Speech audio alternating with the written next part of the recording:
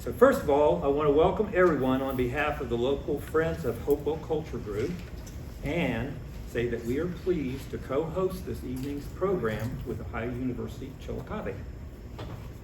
As most of you know, I'm Gary Argabright. I'm one of the founding members on the board of the Friends of Hopewell Culture. As many of you know, I'm a longtime student of Ross County's prehistoric past, and I would love to regale you with inside personal stories about our speaker. But unfortunately, I've had very little one-on-one speaking time with Talon up to now. As anyone who has attended any of his presentations can attest, Talon tends to draw a crowd and people tend to line up to talk to him. And so you're lucky to get 20 or 30 seconds sometimes. But I can say, however, that Talon is a rising star and one of the public faces of the Eastern Shawnee tribe. His many hats include being a talented artist and artisan who has striven to understand the lives of the ancient ones by experiencing various facets of their everyday lives. He maps tools, he throws darts with an atlatl, he recreates their clothing, their adornments, and on and on and on. As interpreter of his people's past for some 17 years now, he's been an active force in the creation and development of the Great Council State Park, which features a cultural interpretive center focused on Ohio's native peoples, their history in their Ohio homeland, and their lives today. It has been up and running since June 7th and is located some 60 miles from here near Xenia at the site of Old Town. Please join me with a round of applause as we welcome Talon Silverhorn.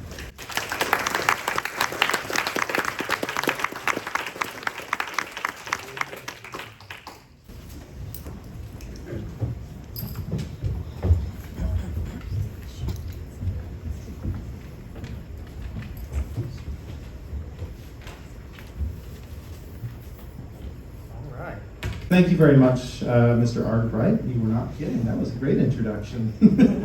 So I'm very proud and very pleased to be here tonight. My name is Talon Silverhorn. I am a citizen of the Eastern Shawnee tribe from Oklahoma. And this evening I'd like to talk a little bit about our understandings of the world around us, both introspectively and extrospectively, looking at our relationship to the environment that made us, the clay that sort of formed our bodies, and how we think about it, how we relate to it, and interact with it, and how it's changed through time. We're going to talk about three distinct sort of periods. Our prehistory in a broad context, talking about sort of pre-Hopewell, pre-Adena, pre-Fort Ancient. We're talking glacial history of Ohio. All the way through those archaeological cultures that we know so well and love.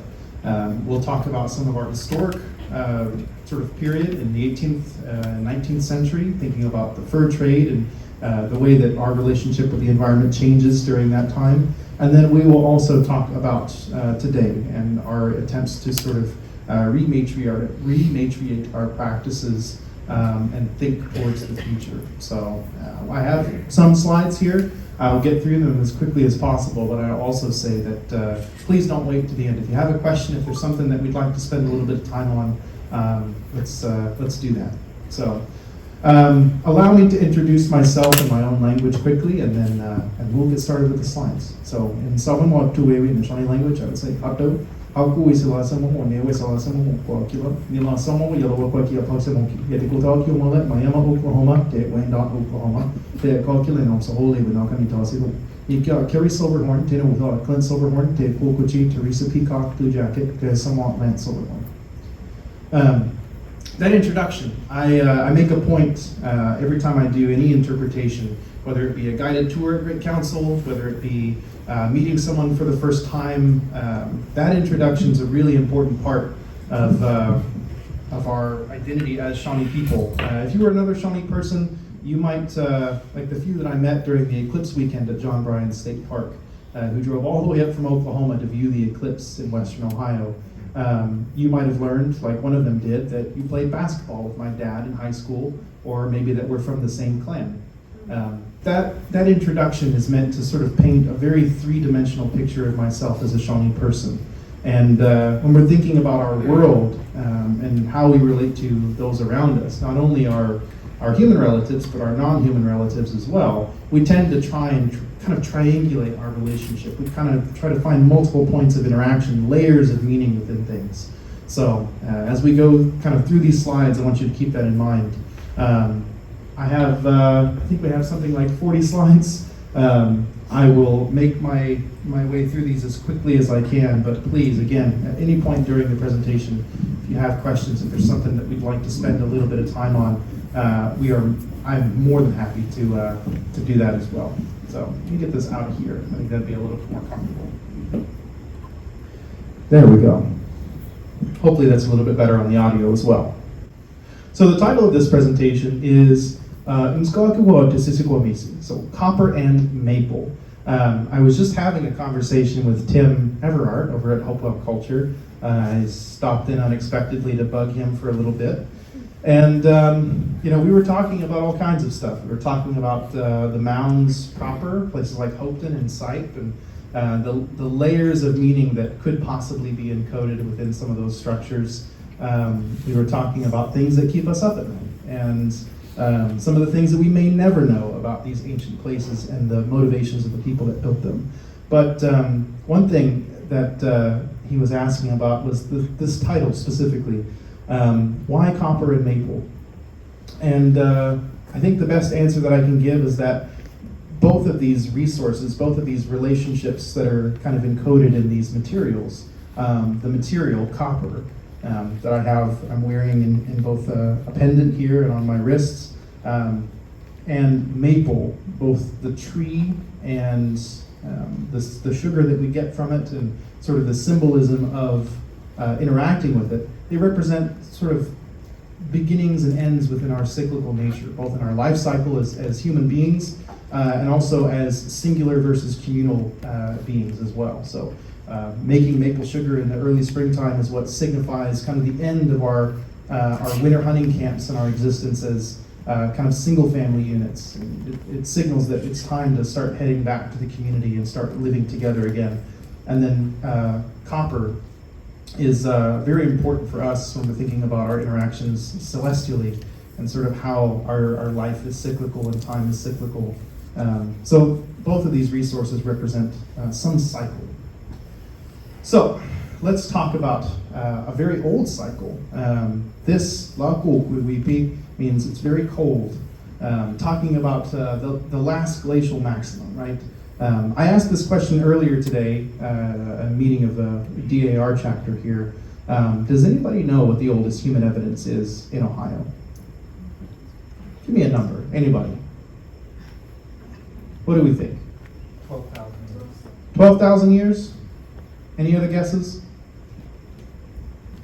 Yeah, so when we're thinking about life here in Ohio for people, about 12,000 years or so. When we're thinking about in our periphery, places like Meadowcroft Rock Shelter in Avella, Pennsylvania, for example, are dated at about 19,000 years. And currently in North America, the record stands at 23,000 years at White Sands National Monument in New Mexico. 20,000 years is a long time. You know, when we're thinking about life, when we're thinking about cycles, family, language, relationships, 20,000 years is a long time. And so life, kind of beginning here in this picture, life at a place like Meadowcroft Rock Shelter or Noble's Pond, or whatever we may call them today, was likely a lot different than we think about Ohio or Pennsylvania or West Virginia or Indiana, this sort of Midwest region. And this is a map of sort of glaciated Ohio just before 12,000 years ago. And you can kind of see there that a lot of the Ohio that we recognize, especially from basically Columbus west, was squished for quite a long time by the Laurentide ice sheet as it extended down here below the Great Lakes. And began to recede at the end of the last glacial maximum about 12,000 years ago.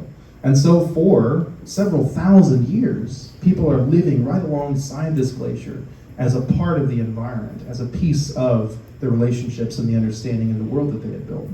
So when the first people arrived here at a place like Meadowcroft Rock Shelter, hunting and fishing and trapping seasonally and gathering wild foraged foods, this glacier was kind of an ever-present feature in the landscape and the identity of the world that they grew up in and that their children will grow up in, and so on and so forth. If you were living at a place like Meadowcroft 19,000 years ago, you would have been falling asleep next to your fire to the sounds of mastodons trumpeting, or passenger pigeons going to roost, giant sloths digging at their dens, and giant beavers slapping their tails on the water. It was a very different world from what we might picture as Ohio today. To illustrate a little bit of that, I have some images here. Obviously, we have our beloved mastodon, Castroides ohiodensis, a giant beaver. So for scale, there's our modern beaver, which was contemporary. It's not like the giant beaver was first and then they evolved into a much smaller version of themselves. These Castroides ohiodensis lived right alongside our modern beaver as we know them today. So there you get a little bit of a size comparison. I have hunted beaver, and I have dragged 60-pound beaver out of their dens and so on and so forth. I can't even imagine going after one of these giant beaver, but I could imagine a nice robe made from these giant beaver skins. I've always dreamed of having a giant beaver robe, and I'm a little sad that that's not a possibility. And of course, our friend Jeffersonius, the giant sloth. Bonus points for the North American camel in the background. But this kind of world, this kind of environment, imagine the sort of, not just the stillness, but the air that might have been in these days. And that's really all we can do. We can only imagine. Because when we're thinking about these first people, we don't know what sort of language they were speaking at Meadowcroft or Noble's Pond or any of these ancient sites. We don't know what sort of religion was being practiced. We don't know exactly what family dynamics were like. We don't know those things. And in a lot of ways, I think to know is a four-letter word for some of these cases. It's not necessary for us to know these things. What we can understand and what we can believe about these time periods is that the relationship that they're building with the land was real for them, and it worked for them, and it was true in the context in which they were living 12,000, 19,000, 23,000 years ago. But at the end of the last glacial maximum, 12,000 years ago, the world changed. The world, maybe in some people's minds, ended as it was known to be. What if your entire worldview was built around the glacier that you live next to? What happens when it begins to melt? What happens when the southern banks of Lake Erie and Lake Superior become visible? What happens when Lake Tite flows into what will become the Ohio River, draining most of the Appalachian region? What happens when the mastodon go extinct, or the passenger pigeons no longer fly in flocks of millions across the sky? What happens when the world you know is suddenly gone? When you have lived at a glacial pace and are now learning to live without them? As we go along, I have QR codes. If there is anything that's sort of purporting any sort of data or information, have QR code links to where those are from. You're more than welcome to scan those, or we can come back to them at the end if there's something in particular that you'd like. This is a map of sort of the glaciated regions of Ohio, thinking about these natural features and phenomena, literally laying the groundwork for the human cultures that will develop here. But the long and short of it is that people have existed here in this part of the world, south of the Great Lakes, before some of the Great Lakes existed, before some of the water that made the Ohio River began to flow. And so for 7,000 years, imagine living in a world without Lake Superior or Lake Erie. Imagine living for 9,000 years or so in a world that was mostly sort of dry, and that's kind of all coming to a head when we're thinking about the development of our tribal cultures. Here again is another glacial map of Ohio from our Department of Geology. You can see, I know it's kind of dim, but you can sort of see this line that kind of splits Ohio from the Appalachian region, the unglaciated region of Ohio, north and west. Glacial paths also affect the distribution of some of our important plants like elm and maples. This map, or the series of maps here on the right, comes from a paper specifically talking about the distribution of those two and a few other tree species like American elm, several species of maple. And it's interesting to read in there how even thousands of years later, those trees are following what once was the edge of a glaciated region. They still prefer this sort of invisible lines and borders that once were. So let's talk about the first Ohioans. This is an interesting image. I know a lot of, when we think about the first people, whoever they might have been, our ancestors, the ones that we don't have names for. These people who we descend from, whose faces that we can't really picture, their lives, oftentimes we imagine, and the way that we imagine life in the Ice Age, and the way that we imagined life for pretty much anybody who lived before us is something along these lines. This is appropriate for what we're talking about, but it can be sort of remodeled for whatever. When we talk about the Ice Age, oftentimes we're thinking about, people, a bunch of men poking a mammoth with a stick. And, that's kind of the main way of life, is this hard-fought, hard-won sort of lifestyle. And if we're thinking about, people and families and community and life during this period, the reality looks, at least in evidence, something a little bit more like this. Roughly 80% of the food evidence that's preserved at Meadowcroft Rock Shelter Site is wild foraged plant foods, things like hackberry seeds and other oily seeds and nuts, things like walnuts and hickory nuts, and then small vertebrates, things like frogs, fish, squirrels, lots of passenger pigeons and other birds. But very comparatively speaking, very little things like mastodon and smilodon and other megafauna. Even though they are present, the DNA of those animals is present right alongside humans in places like Meadowcroft. Plant food and wild foraged food seems to be the majority, at least in volume, of what people are eating. And likely that's due to the fact that these people are moving seasonally through these rock shelters. And they're eating and foraging and fishing what's in season. So what makes sense for me as someone who has actively hunted and who has also passively hunted with traps and things like that is that in the morning I might get up with my nephews, my son, maybe an older daughter, etc., and we might go out to set a trap line. You might set a trap along a very well-established path that we know and preserve and take care of. We might set maybe two trap lines, one on land and one on the riverbank or on the water. And while those traps are doing their work throughout the day, we might go actively hunting for smaller animals, things like frogs or birds, squirrels, and or maybe a deer.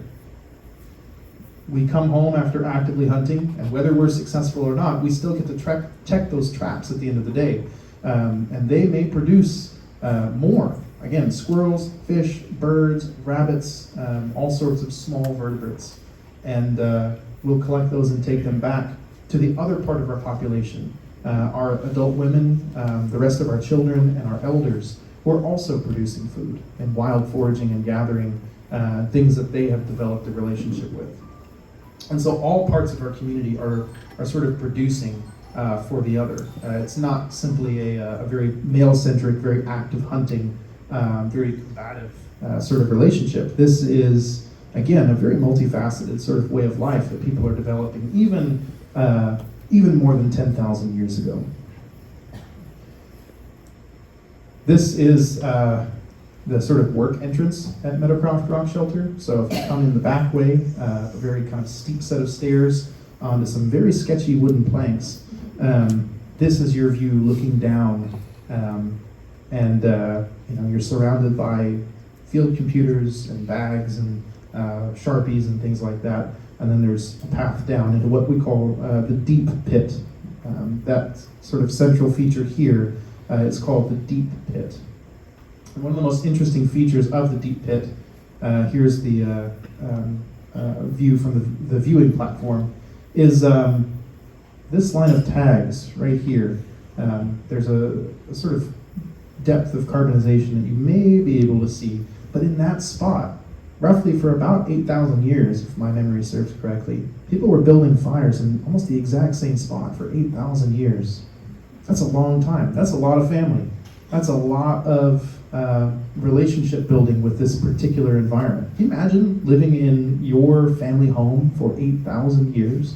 Imagine the environment that you live in, the neighborhood that you live in, the river that you live along, the state park that you visit. Imagine your family visiting that place for 8,000 years. Can you imagine the type of connection and relationship that you might be able to build with that place in 8,000 years?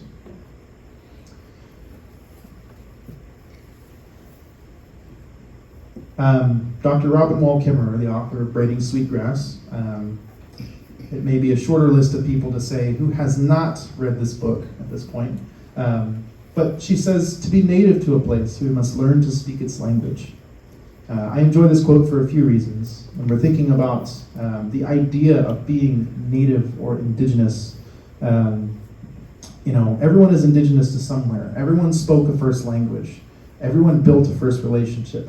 But for our people living here, again, we don't know what sort of language we were using to communicate with each other 15, 20,000 years ago, but we can say that the people living here spoke the language of the land. They spoke what was appropriate and what was understandable to the environment that they were living in.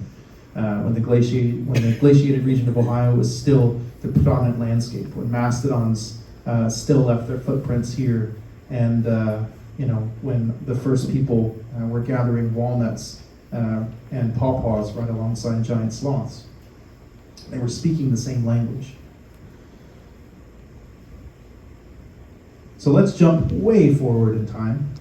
After we've now talked a little bit about a very non-human-centric environment, right? Humans are living as part of a larger landscape that is in many ways sort of its own manipulation. It is being moved by forces well outside human control, and humans do not play a central role in dominating the landscape. But now we're moving into a period where we start to see humans take a much more active and hands-on role in the environment in a way that really begins to leave a very long-lasting and very intriguing impact. So here I have a few 3D renderings that I did of sort of my imagination of Hopewell people. And this is an interpretation.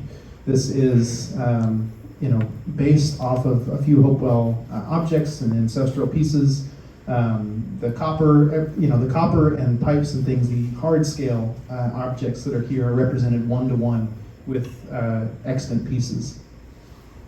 But this is what I imagine the face when I think of the people who are quite literally reshaping the world around them in monumental ways. When I close my eyes, these are the types of faces that I picture. A few of these earthworks that I'm sure we're all familiar with. Here I have North Fork Works and Hopeton. Hopewell people, when I say Hopewell and Adina and Fort Ancient, I hope everyone understands by now that when we're using those terms, we're not talking about a group or a tribe, a nation of people. It's not the Hopewell tribe, the Hopewell, as a whole community. We're talking about a movement, a happening that is going on in North America around 2,000 years ago that lots of people from lots of backgrounds are participating in and are choosing actively to make their way to these sort of mega sites, if you will, to participate and to quite literally leave their handprints in something monumental. And so these monumental ceremonial landscapes that we see today as the sort of cumulative remnants of these places. So in some cases, they are reshaping metric tons of earth. They're leveling off the topsoil in preparation for construction. They are, reshaping the entire top of a hill, and doing generations worth of devoted labor to this place. And we look at these, these monumental ceremonial landscapes. We should feel the same kind of awe. We should get the same kind of goosebumps as if we were looking up at the rose window at the Cathedral at Notre Dame. We should feel that same sense of wonder at standing at the brink of the Grand Canyon. And I will say now, that really is the case because 8 of these sites are now part of Hopewell ceremonial earthwork, UNESCO World Heritage Site. And they are among the list of some of the most culturally important places in the world, alongside the Grand Canyon, alongside Stonehenge, alongside the Great Pyramids of Giza. 8 of these Hopewell ceremonial earthworks are now among that list of honor. And so generations of people, from the time that you could walk to the time that you could no longer walk, your parents and grandparents and great-grandparents and great-great-grandparents were devoting themselves, their life, their minds, and their labor in part to the development of these cumulative structures, these places of ceremony, these places of universal understanding, of relationship building.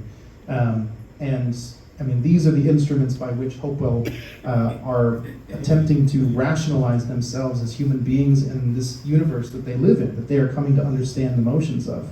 And so they're building relationships now, not just with their food, not just with the other animals that live next to them, but on a universal scale.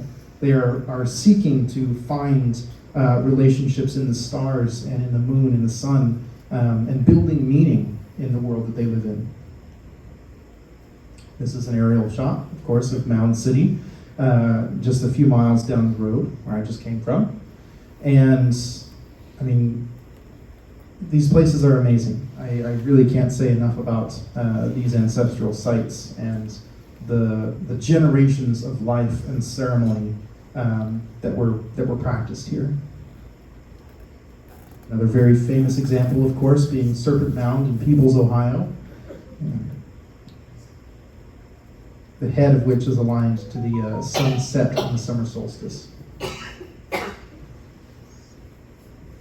So, talking about a bit more human-centric environment, talking about people and human beings playing a little bit more active role in the world around them. Part of these relationships that are being built, part of the roots that are being sort of deepened with others, especially non-humans in the world around us, agriculture begins to kind of take center stage.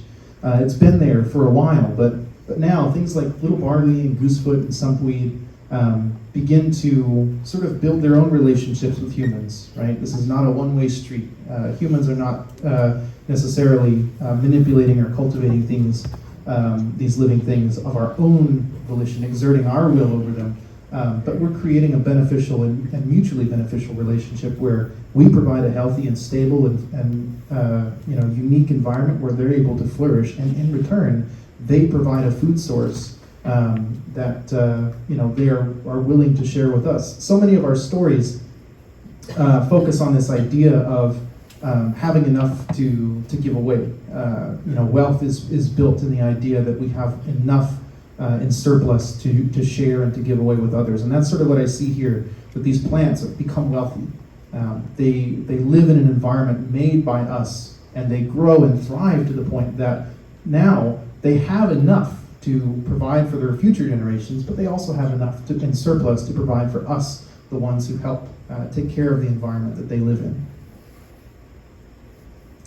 So, from the end of the last glacial maximum, about 12,000 years ago, there is basically no surface on Earth, unless you're talking about Antarctica, that is not shaped by humans. The idea of wilderness, right? When the first European colonizers set foot in North America, and viewed sort of looking west from the shores of Indian country.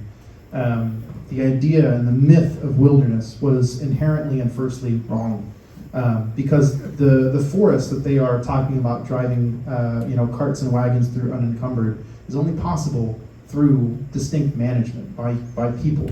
The open prairies and grasslands that they're talking about are being burned seasonally by the communities that are living on their edges of their borders.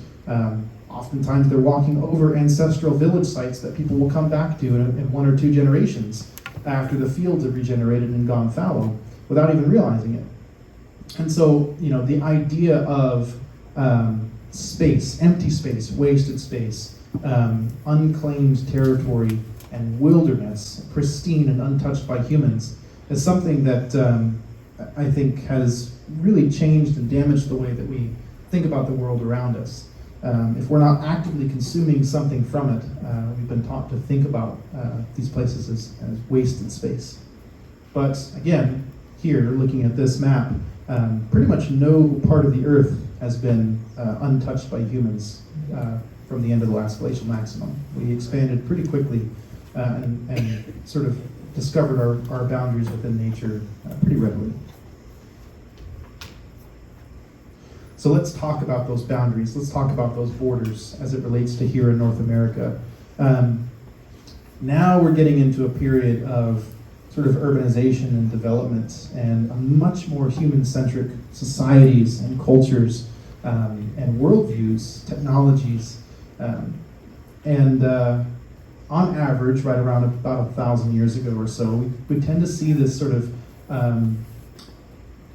bloom, if you will, of human-centric culture and landscapes. This is a piece of Fort Ancient pottery from the Ohio History Center's collection, along with some charred corn cobs and a nice, beautiful picture of corn, or maize, Zea maize.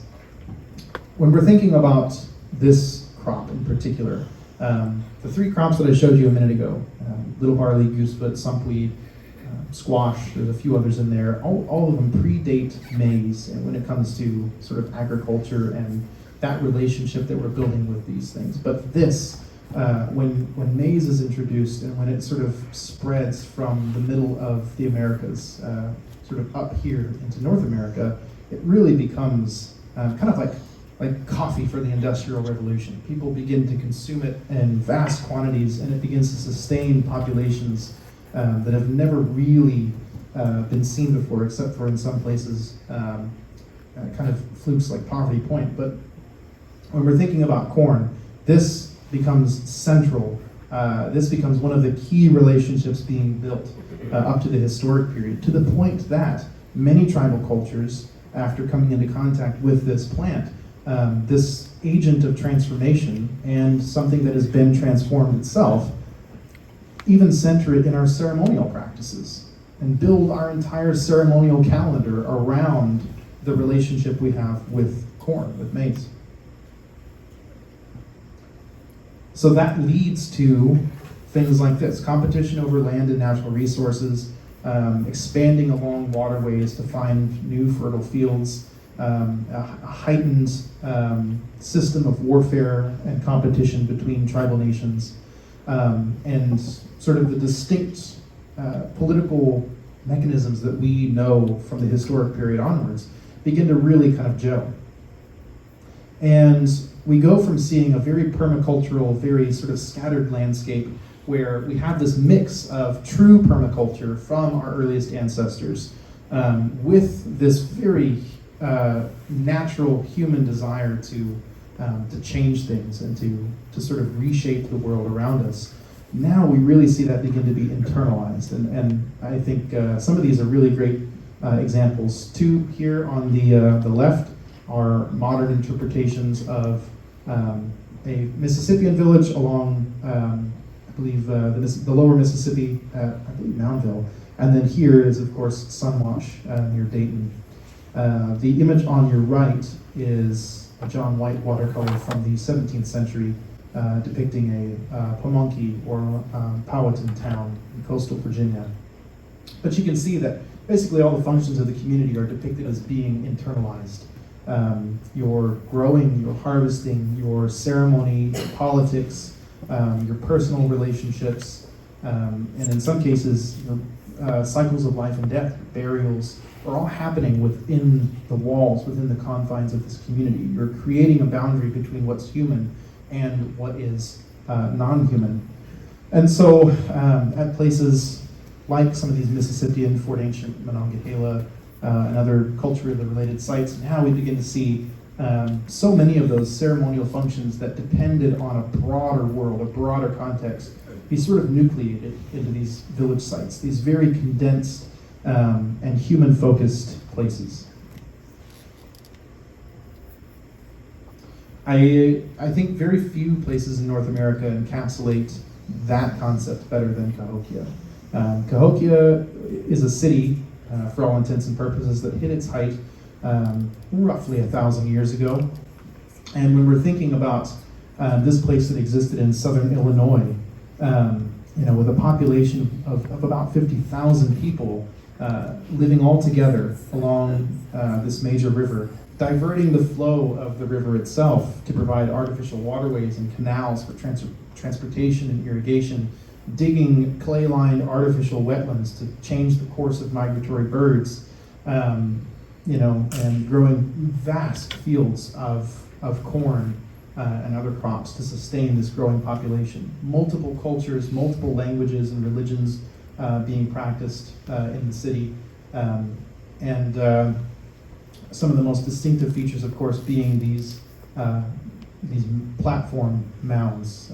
This one here is known as Monk's Mound, because there was actually a historic sort of monastery or sort of church, Christian church built on one of the terraces.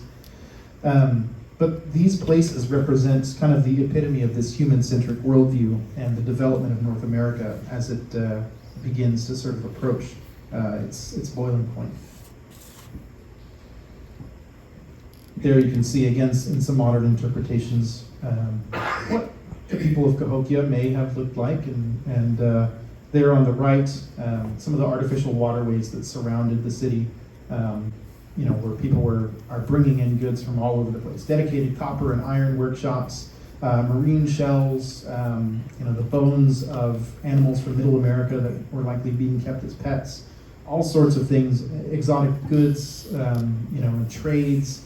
I think these urban centers that pop up around North America become this sort of hub of information, especially for people who are living in this network that's developing.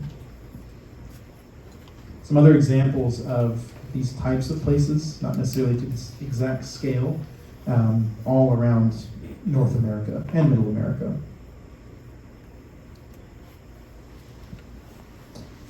Tenochtitlan is a very interesting one. Floating city built on top of a lake, hydroponic and aquaponic agriculture. This city is truly fascinating, as a lot of the Middle American cities are. I don't think it's entirely, it's not exactly an apples to apples comparison when we're talking about Middle and Lower America and North America sort of urban development. The social structures are different, the resources are different, the economy and warfare is all different, but it sort of is pointing in this general trend of urbanization that North America and Middle America are going through.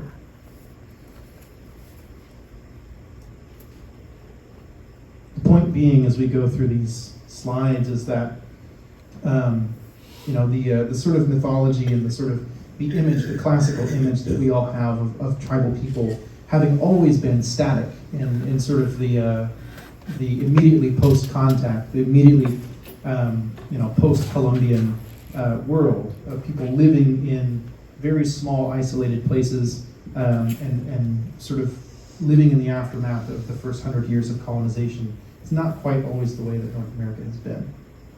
I love the architectural style and the sort of urban planning style that develops along our waterways in North America, the sort of half-moon kind of concentric ring style village plan, and typically with some sort of artificial waterway dug around the exterior of the town.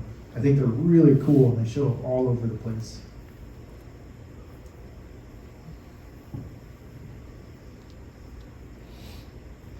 So, from about 1,000 years ago onward, I mentioned Cahokia, and I think that's probably where we'll bring this story back to. Cahokia declines of its own volition well before Europeans arrived to the mainland of North America. All of that environmental change that I was telling you about, diverting the flow of rivers, altering the path of migratory birds, creating artificial wetlands, doing all of these things, growing large-scale, truly large-scale fields of corn and other crops, begin to stress the environment and stress the population who's trying to live there. We see in the bones of people living at Cahokia that those that were wealthier were eating a much more varied and much more mineral-rich diet than those who were surviving mostly on corn. Teeth and bones show that people who were slightly poorer in the city were living mostly on maize and weren't getting enough sort of variance in their diet. We see that through pollen evidence that there was a few floods that contributed to the decline of the city, likely because they had altered the flow of the river to a point that it was trying to correct itself. The idea being that the last 20,000 years or so of our relationship building leading up to this point has been trial and error. One of the biggest misconceptions and one of the biggest, I would say, sort of disservices that people have done when thinking about and talking about our tribal histories is painting North America with a very broad brush, and one of two brushes in particular. There is the idea of the noble savage, the idea that Native people are inherently good or kind or gentle and at harmony with nature, sort of like a deer living in the woods, can do no wrong. In the 18th century, there's a sermon given in Williamsburg, Virginia, that says, the Indians of North America live as Adam and Eve before the fall of man, free from the vices of the old world, which shackle us so. Sounds nice, but let's examine this. The other half of that coin is what we might know as the brutal savage. The idea that Native people are inherently violent and warlike, and they were doing this to each other long before we arrived, and so on and so on and so on and so forth. Both of those are inherently stereotypical. They are stereotypes. But even though they seem to be at odds, even though they seem to be on opposite ends of the spectrum is a full circle. And those two ideas, those two extremes are actually a lot closer than we may think, because that sermon, when he's talking about Adam and Eve before the fall of man, he's talking about the idea that Native people live in complete ignorance, that the eating from the fruit of the knowledge of good and evil was what made humans finally fully human. And these Native people live free from the vices of the old world because they are not like us. They are not fully like us yet. And so each of these, when we're thinking about love and peace, harmony, charity, generosity, all of these things are equally as human and equally as distinct to us and our identity as war and greed and jealousy and violence and avarice and all of these things, the vices of the old world. That's part of our human nature. And to paint with either one of those brushes so broadly as to erase the other is inherently dehumanizing to our people. And so for 20,000 years here in North America, we have been learning those lessons, and we have been learning to speak the language of this place through trial and error. And the error is often where we encounter the strongest lessons. So by the time that most English-speaking people arrive to North America and begin to experience this place and learn to speak this language, most tribal communities are living fairly isolated from one another, much more rural than some of their ancestors had been, because disease and the impact of these diseases have taken their toll now. You can't have an urban center of 50,000 people connected by trade to other urban centers of 50 or 60,000 people like Tenochtitlan. It just isn't feasible. Now you are living in a community fairly similar to this, if you're living east of the Mississippi River, where you grow most of your own food, you make most of your own clothes, you build all your own homes, and you do what you can within the walls of that community and then that becomes supplemented by European trade. So this is what the lifestyle of many native peoples look like, sort of from early colonization through the historic period and leading up to the point of removal from our homelands. I mentioned that a lot of this is subsidized by trade. We often talk about trade, again, as a new thing. They're bringing these new goods, right? Often when people come through Great Council State Park, we have sort of 3/4 scale Wiqua or traditional house that's stocked with home goods from the 18th century, things that we know Shawnee people are buying.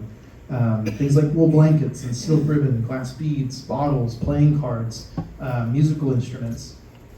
And often people ask questions about, well, how did they feel about all these new things? How did they get these things? I wouldn't imagine the Indians to have things like glass or wool or silk or coffee. And we have to sort of pause in that space and say, well, this is almost 270 years after the beginning of trade across the Atlantic here to North America, right? And not only that, the trade systems that existed here in North America predate that by thousands of years. This is simply replacing what had been done by previous generations and sort of scratching an itch that had been around for a few generations now. And we've lived in scarcity, we've gone through our depression, and now we are living in a world of plenty again. But the price is that we begin to lose a little bit of that language that we're talking about. We begin to lose a little bit of the relationship. We begin to change the way that we interact with the world around us and the other people around us. The price for access to this world market often is by selling off the relationships that we have made over the last 20,000 years. Timber, iron, salt, silver, lead, skins, furs, anything that is valuable as a raw resource, a raw material for European production and mercantilism is now valuable as part of the system. And so even though we don't have, we're not producing cash and coin, we are, however, guarding some of the largest resources, stores of natural resources in the world at this point. And at some point in the 18th century, it's estimated that trade with what will be the United States, and specifically the tribes here, makes up about 1/3 of the overall English economy. That's a lot of money. So this I made in an app that I use to organize my thoughts quite a lot called Millinote. It represents sort of my concept of the cyclical process of having a need and learning how to fulfill that need within your environment. This is in the absence of all traditional knowledge, of all ancestral teachings. This is starting from square one. If you were dropped on an alien desert island, this is what you would have to do. Say, for example, I have a need. I have a toothache, let's say. I have a toothache, and that is my need. I need to ask the question, what is around me, right? And most often, depending on, pretty much no matter where I'm at in the world, the most abundant answer to the question, what is around me, is plants. And then I have to experiment. So I'm going to, let's say I'm back in Western Ohio, and I'm walking down the trail at Great Council State Park along the prairie down to the Little Miami River. And I have this need, I have this toothache, and I pick up maybe a little piece of yarrow, and I chew on it, and maybe it stops the bleeding, but it doesn't really do much for the pain. Maybe I go along a little bit more, and I scrape some willow bark off of willow and sort of chew on that for a minute. Maybe it helps. Maybe it reduces some of the swelling around that tooth, but it still doesn't do a whole lot for the pain that's shooting through my jawbone. Then I get all the way down to the water and decide that I need to wash all of this willow bark and yarrow out of my mouth and get a drink. Then I pull up some cattails to have for dinner later, and when I'm peeling the leaves away from the roots, this kind of clear jelly gets on my fingers, and man, my tooth sure hurts. So when I go to touch my tooth now, my whole face goes numb. The pain is gone, right? I have fulfilled my need. I didn't realize it, but I was conducting an experiment in that moment, and I have succeeded now. I've failed over and over again, so I've gone through this vicious cycle of having a need and being unable to fulfill it. And now I've gone the other direction where I've actually succeeded, and I've fulfilled my need. I've made an understanding that this is what did it. And now I am going to, as my human tendency is, try and make a better environment for this thing, because I want more of it around, right? I tend to over-express and overindulge, and then meet my limit to where finally we come back to a sustainable medium. And that tends to be the way of things when we're thinking about sort of new eccentricities and new interests. We tend to overindulge and then scale things back, right? So we change the environment in a way that is beneficial for the cattail, but maybe it's destructive for something else. Maybe it's doing some damage that we don't quite realize yet until we take a step back and examine how things are going. This is maybe what that looks like with a little bit of ancestral knowledge and a little bit of teaching. You're able to work from either end of this equation, right? That's one of the things about ancestral teachings and this knowledge is that you're able to work from problem to solution, or you can work backwards, understanding the solution and then going backwards to find the root issue that it can be useful for. And so let's say you have a need for cordage. You need to make something to, let's say a bowstring. You might use a certain type of cordage like dog bane for that. But if you're going to make a fishing net, you might use a different type of cordage because it has a better water resistance. All of these things play a factor, and so again, you can kind of work from both ends of the equation to the other, because you are drawing on the knowledge, you're drawing on the experiences of those who have conducted these experiences before you. And that's what our sort of ancestral knowledge, that's what it's all about, right? So again, learning to speak the language of this place, we learn to speak that language through generations of trial and error, and not just our generations, not just our human generations, but the generations of the resources and the plants and the non-human relatives that we're living alongside. As humans, we love art. Almost all human cultures across the world, actually I'll just say it, all human cultures across the world make art in some way, shape, or form. If we're making two-dimensional art, one of the things that we almost always tend to depict is some version of the world, or at least our limited understanding of it. And so often, it ends up taking similar forms. If we're interacting in the world with the same way, we're all the same kind of human, interacting with the same world in the same sort of ways, fulfilling the same sorts of needs, and going through the same cycles, there are going to be some similarities across the board. And these are all sort of visually similar things, even if they're not exactly the same. I'm not saying that any of these symbols are exactly what I've just said, but they are all at least visually similar representations of some sort of contained system that has motion, that has life, that has parts, spirals and circles and centers, are all very sensible ways for us as humans to represent the world that we live in. So now we're sort of getting into the modern day. We've gone through the glaciation of Ohio and this world that we live in. We've made our way through thousands of years of history and language and culture and relationship building. And the story of colonization has been one of the most recently impactful things that we have been a part of. And so when we're thinking about today, tribal nations and tribal people in the world today in 2024, this is a study from the University of British Columbia. There's another very similar study from the World Wildlife Federation that talk about this idea that 85+% of the world's biodiversity exists in tribal lands, which is less than 2% of the world's total land mass. I'll repeat that. Almost 90% of the world's biodiversity is protected by tribal people in 2% of the world's land mass. The Amazon rainforest has a lot to do with that number. But even still, even in North America, even in other places like Australia, in all over Asia, the Middle East, etc., that statistic makes sense. That statistic still works. And so, when we're thinking about tribal people and the place, we live together, we grow together, we grew together, we grow together, we will grow together.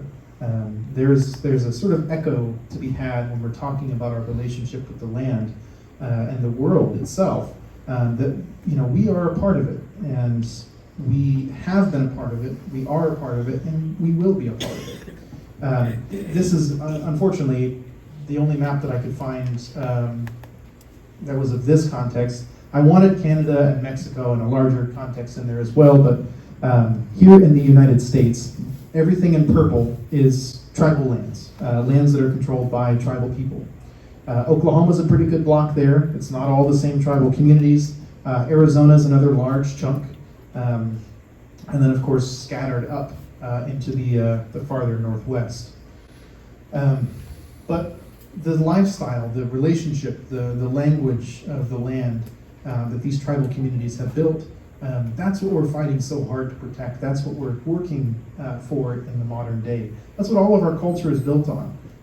Our cultural preservation. I mean, in 1832, the Shawnee people were forcibly removed from here in Ohio to Indian Territory in Kansas and Oklahoma, and now we all live in the borders of Oklahoma today.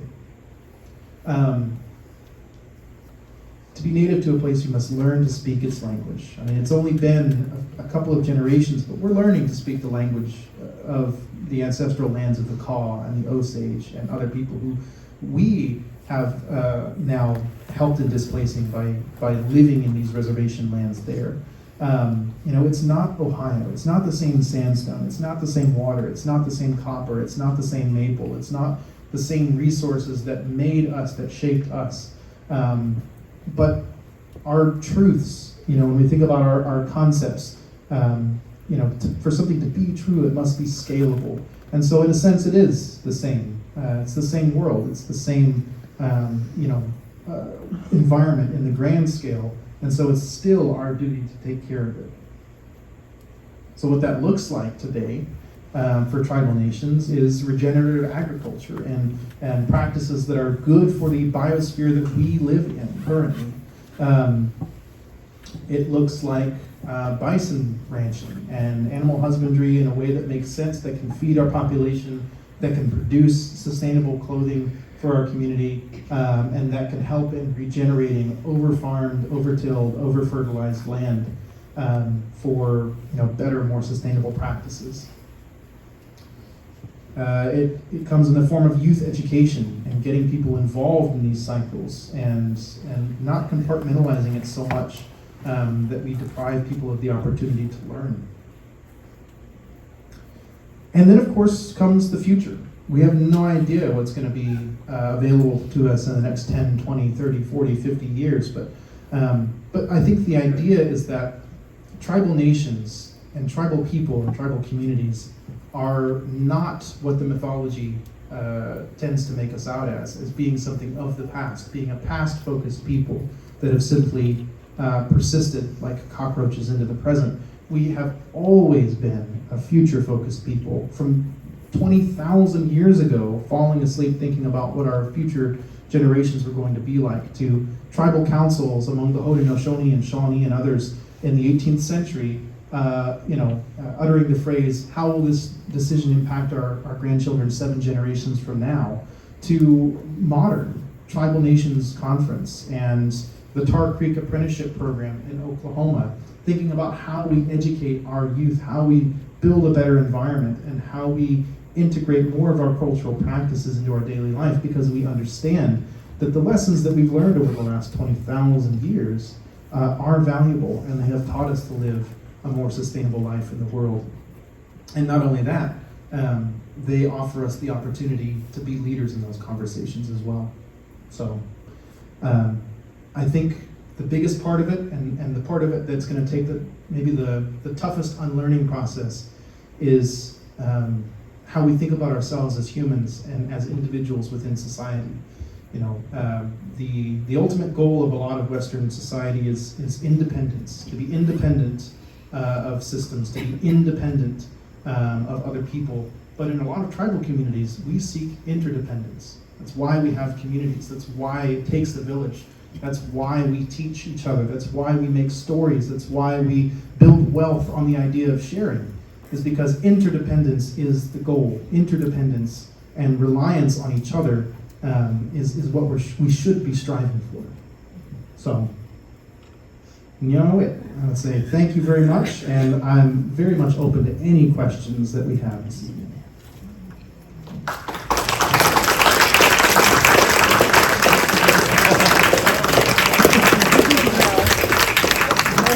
It's all for you, buddy. He's a diva. So, what questions are there? Yes? What's the dog's name? The dog's name is Skipai. Yes, hello. What does it mean? Skipai means maple sugar. Okay.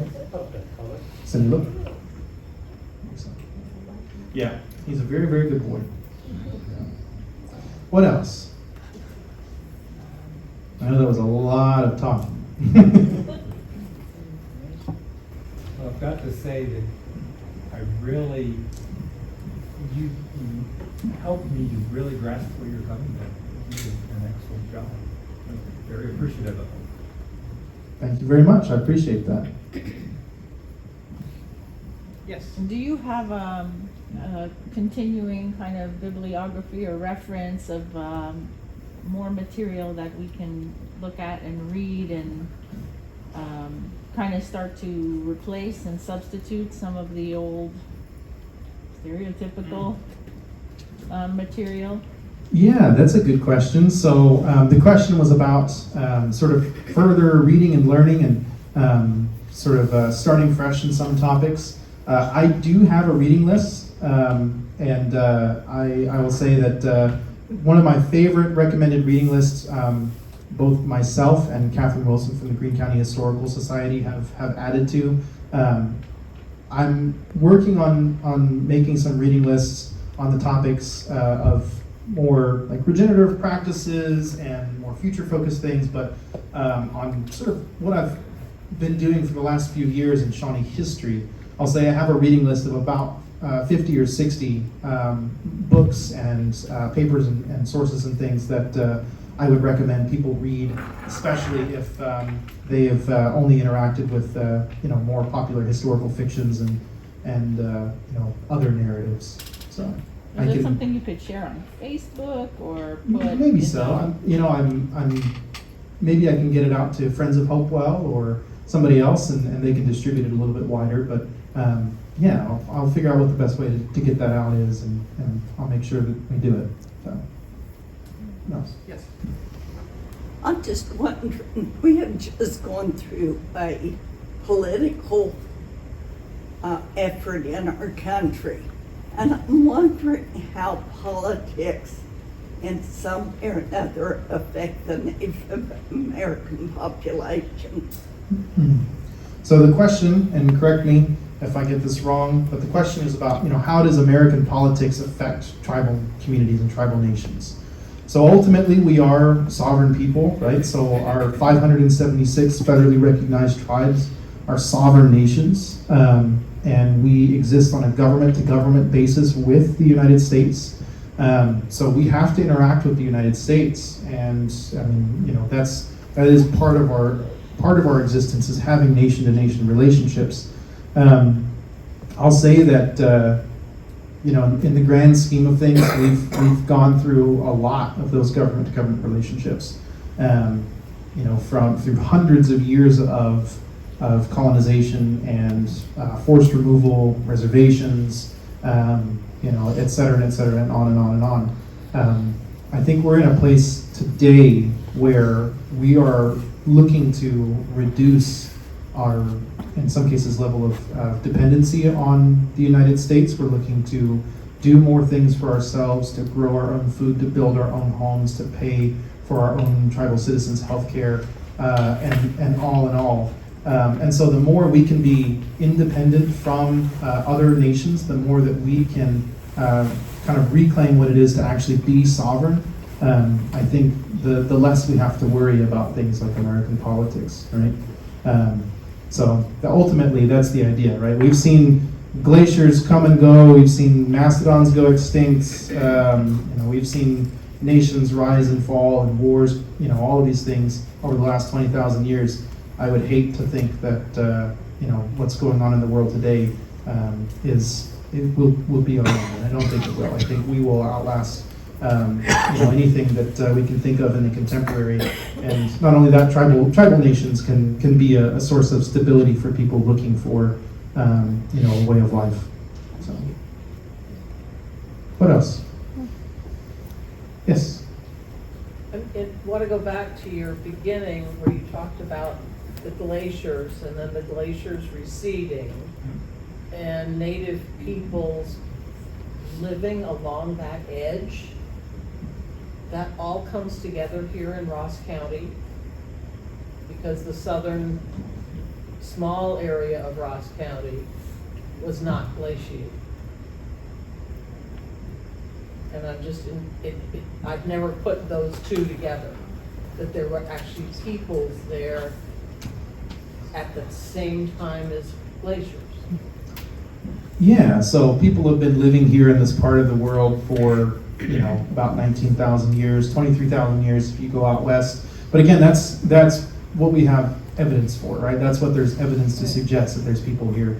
And I would also say that, when we're thinking about those dates, that understanding will change and evolve as new things are discovered, as we learn more. And so, the idea of those dates being static, if you ask somebody 50 or 60 years ago, Native people hadn't been in North America they had been in North America less than 12,000 years. And so, we continue to learn, we continue to grow and understand. So I don't know much about that period. I'll say that that's not my area of expertise, talking about the glacial maximum and life during that period. I don't know if there's anything specific to Ross County. Nothing's coming to my mind, but I would imagine it's not terribly different from a lot of other people living along the edge of glaciers elsewhere in Upper Ohio and Pennsylvania. So, The southeast corner of Ross County was not glaciated. yeah. One other thing about that sort of period too is, hopefully I'm not verging into pushpins and red yarn territory here, but Lake Tite, a glacial lake that was in existence for a while in the Appalachian region. Our Shawnee creation story talks about a flooded world, and that the first woman came to a world that was flooded with water, and then began to sort of multiply soil and sort of make the land good for her children. And the draining of that glacial lake, I've always wondered about that in particular, and sort of thinking about, could a story within our community, something so foundational, have been linked to, this sort of reformatting of the land and, literally reshaping the world and making it good for the society that will come to create, in the aftermath of this, the end of the last glacial maximum. So, I've always been interested in that, but I think I woke up in a sort of cold sweat about 2 weeks ago, and I told Shelly, I was like, I got to learn about Lake Tite, and she went back to sleep and thought she had dreamed it. What else? This afternoon, somebody asked you a question about the Shawnee perspective on Tecumseh, and I think that was interesting. Yeah, the Shawnee perspective on Tecumseh. So, I think the question was, specifically about, how do we view him as Shawnee people? And it's, the only thing I can say to that, kind of first off, is that,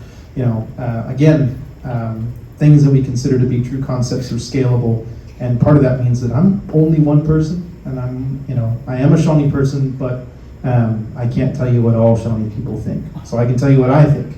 And what I think is that for a long time, especially in the way that we've been talked about, that Shawnee people and other tribal nations have been talked about.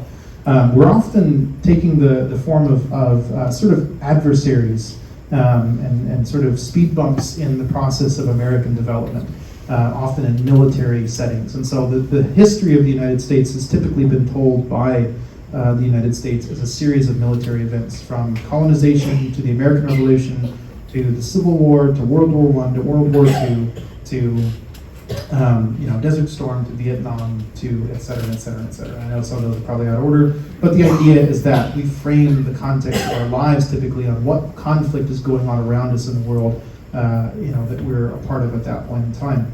And often we see these sort of pillars, we see these kinds of individuals that end up being the representation of that entire conflict. And people like Sitting Bull and Tecumseh, and Pontiac and others become that for tribal communities. So Tecumseh becomes the representation of all people, of all Shawnee people for a time. As a matter of fact, there's a distinct thing that happens with these legendary figures where they're distanced from the community, where there's a biography of Tecumseh that's written in the 19th century that talks about him being something else entirely. It says, he was exemplary among his race, that he actually was not part of the larger community. He had transcended above that somehow and become something else. His intellect, his skill, his presence, all of that indicated that he was no longer an Indian or a Shawnee person, that he had somehow become something else. And what that typically ends up doing is two things. We only ever make those models. We only ever make those legends of people that end up being toppled, that end up being slain and martyred in some way. And Tecumseh is one of those people. Sitting Bull's another one. Crazy Horse is another one. Pontiac's another one. Martin Luther King Jr. is another one.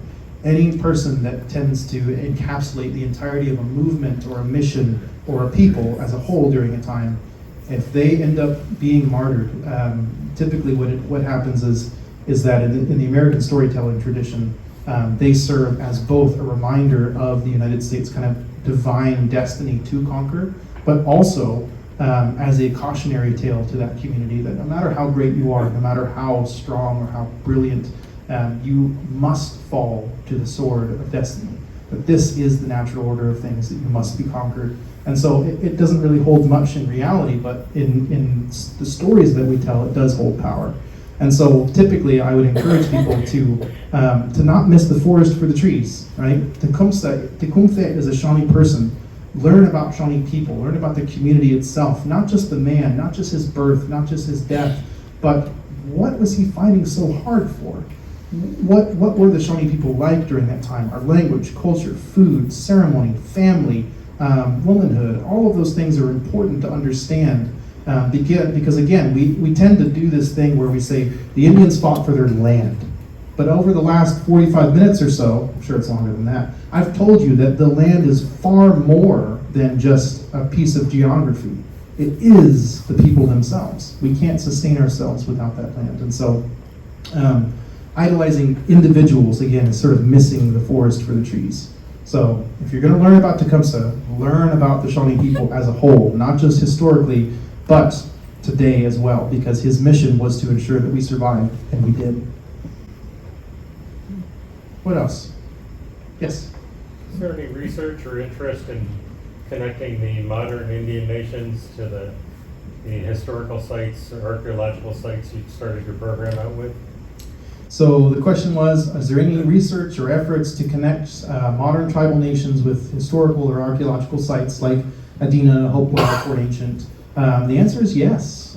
So a lot of tribes, especially people like the three federally recognized Shawnee tribes, the Miami, the Wyandotte, the Seneca Cayuga, and others are doing a lot of work with those places, are doing a lot of work thinking about their ancestral connections to those places, trying to work through the timeline and the ancestral ties to these archaeological cultures and periods, and help guide the conversation about how to interpret these places, and what sort of experiences our tribal people want visitors to have there. Because, I think the ultimate goal is that we begin to connect more of the dots that we've sort of missed out on. We tend to compartmentalize or pocket certain parts of history that, we only talk about Hopewell history here in this little place where the mounds are really well known and prominent.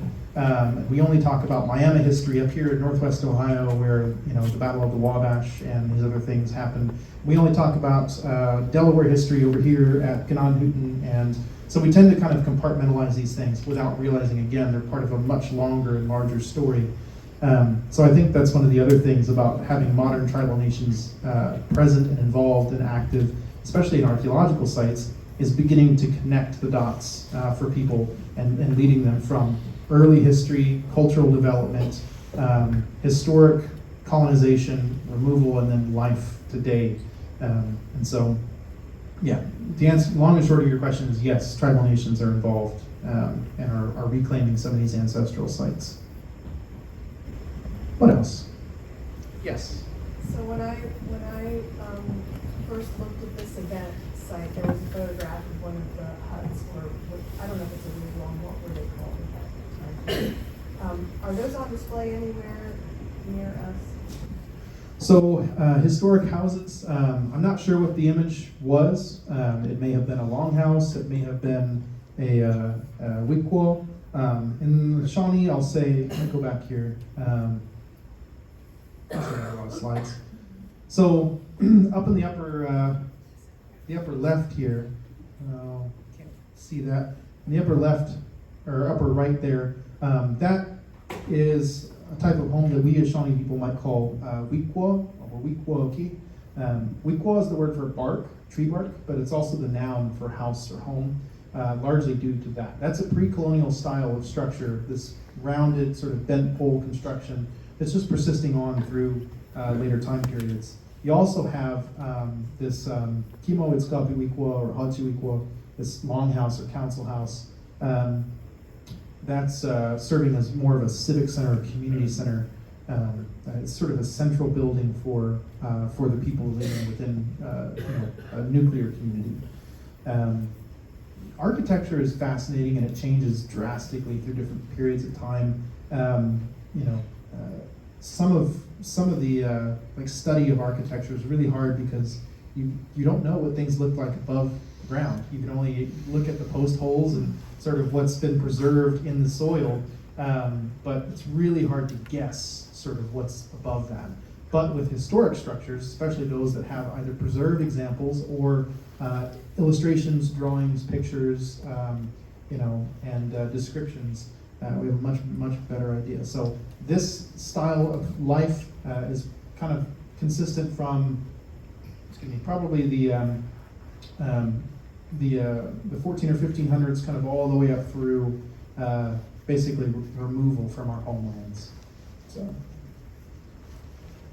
what else? Yes. This afternoon you mentioned the government's misunderstanding of matriarchal society inside Shawnee. Yeah, I was talking a little bit about our matriarchal matrilineal culture and society. So this is something that a lot of tribal nations have experienced where, traditionally we are a matriarchal matrilineal community, meaning that women are the heads of household, bloodlines pass from mother to daughter. Women are typically the owners of real property and have a lot of government power. In dealing with colonial nations, historically what tends to happen is, like in the city of Williamsburg, there's a lawyer who writes that the tribes of the West consist almost wholly of petticoat governments. He's talking about delegations of politicians coming to the capital city to do business. He's writing about how oftentimes the delegations are women, and they're very frustrated that in this English setting, they're not allowed to enter government buildings or speak to government officials. And so they have to turn around and go 400, 500 miles back home empty-handed. So what ends up happening fairly early on for a lot of people is that we appoint male representatives to do business with colonial nations. That is a sort of self-fulfilling prophecy that those become then our chiefs, the people that we today recognize as the political leadership of the community, even though they're sort of only fulfilling a mediating role. in the historic period.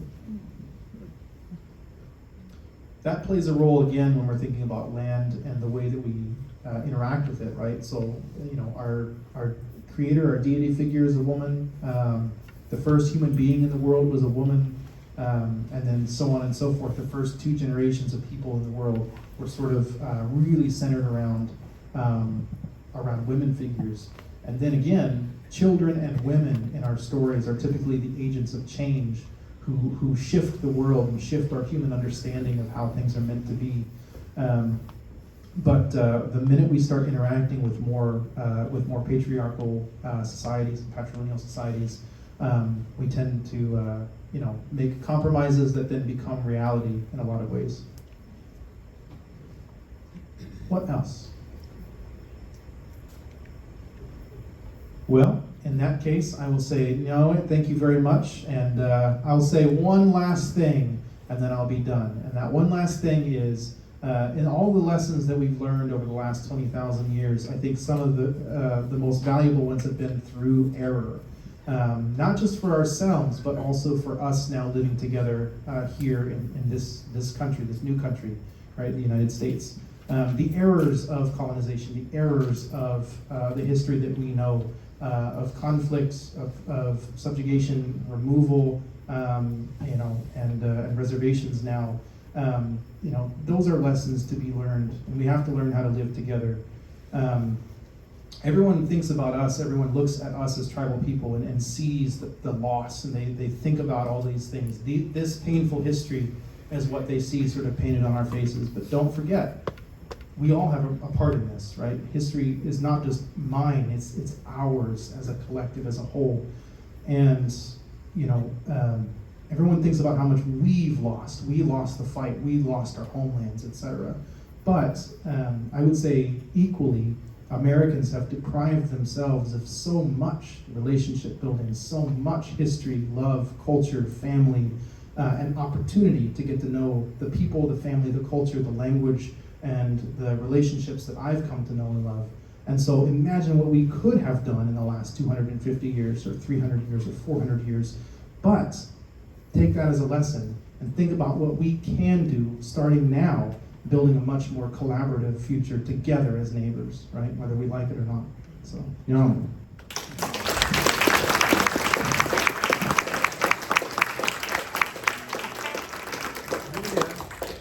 reminded me to make sure that you realize that there are some snacks and drinks outside so that you